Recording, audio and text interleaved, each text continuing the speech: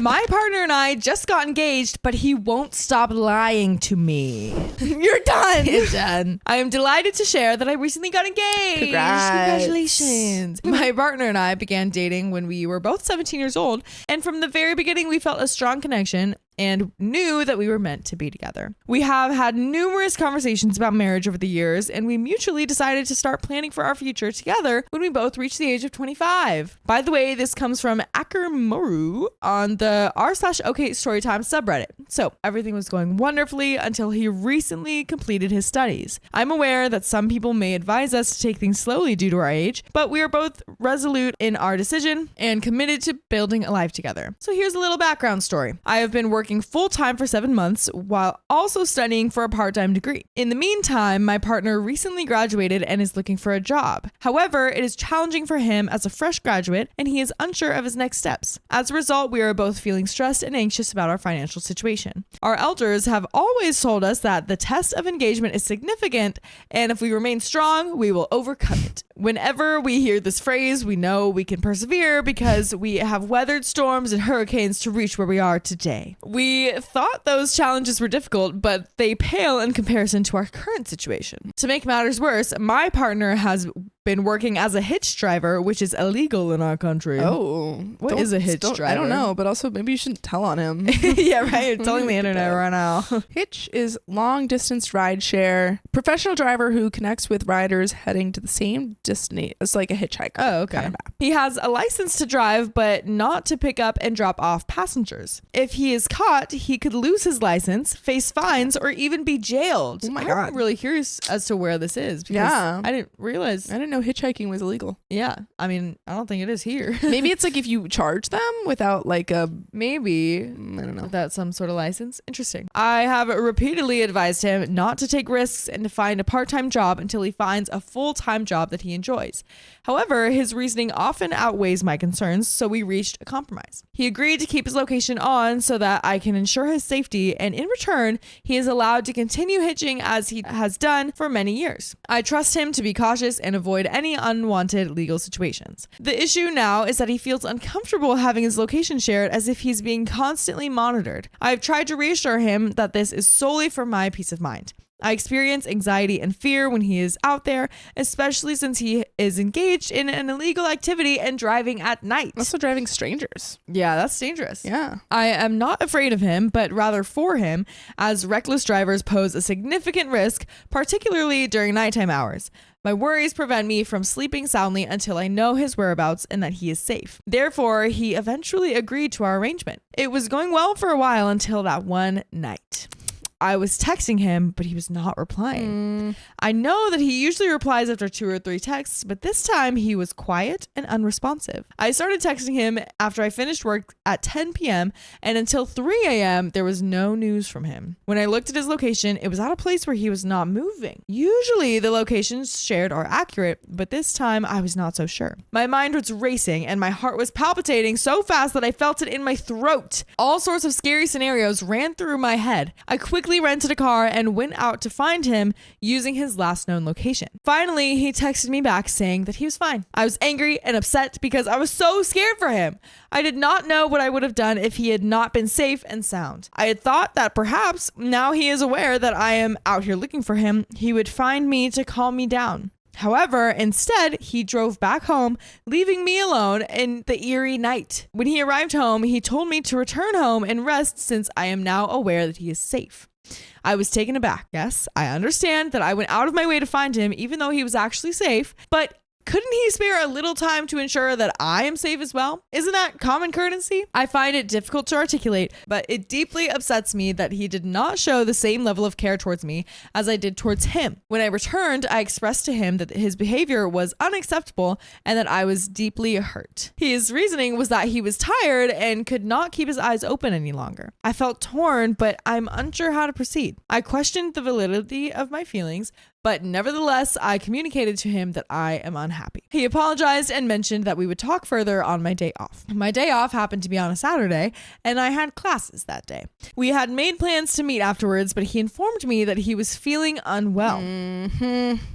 Likely story. Naturally, I did not want to compel a sick person to meet me, especially since we needed to discuss some important matters from the past few days. Despite my feelings of frustration, I offered to buy him some food to help him feel better, considering that he is still my fiance. However, he declined my offer. Although I was hurt, I respected his decision. My next day off was on a Tuesday, and I had planned to meet him again. However, he did not respond to my messages, even though I sent several texts in a row. I initially assumed that he was sleeping, but when I checked his location, I noticed that it had been turned off. Awfully suspicious. This raised concerns and made me feel anxious about what might be happening. I decided to reach out to his sister to inquire if he was at home, but she informed me that he was not. I then contacted his mother, who mentioned that he had gone out in the morning and she had assumed he was with me. The news left me feeling confused and upset. If he was going out, why didn't he inform me?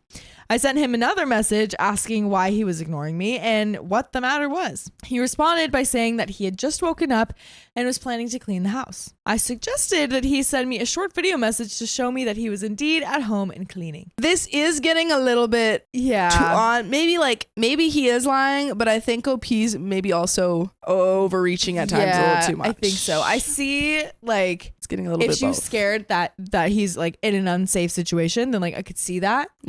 Send me a video, see that you're okay because I don't trust it. You know what I mean? But a very likely thing that's happening is that he's cheating. And in that case, it's not okay to ask for a video proof if you're not. I don't know. It just leans into lack of trust. And that's something that you need to have a conversation with. Right. Rather than feeding into this, fear of being cheated on by demanding that they start recording where they're going and making them show you their phone. It's it just feeds into it. Yeah. Just because even if you don't trust them, you can't ask to do that. Yeah. That's still, you could just kind of, at that point, you got to deal with it on your own. Yeah. It's either you need to have a conversation where you explain your insecurities and why you're feeling that way. And you talk about what can be done, or you break up. Those are the two options. Yeah. He made me feel uneasy for asking, and he openly admitted that he needed some time alone. So he went out to get breakfast and decided to take a stroll. He explained that he didn't want to let me know because he thought I would want to join. This hurt me deeply because I wish he had just been honest about not wanting me to come along rather than hiding it. I was already feeling frustrated from the previous events, and these small untruths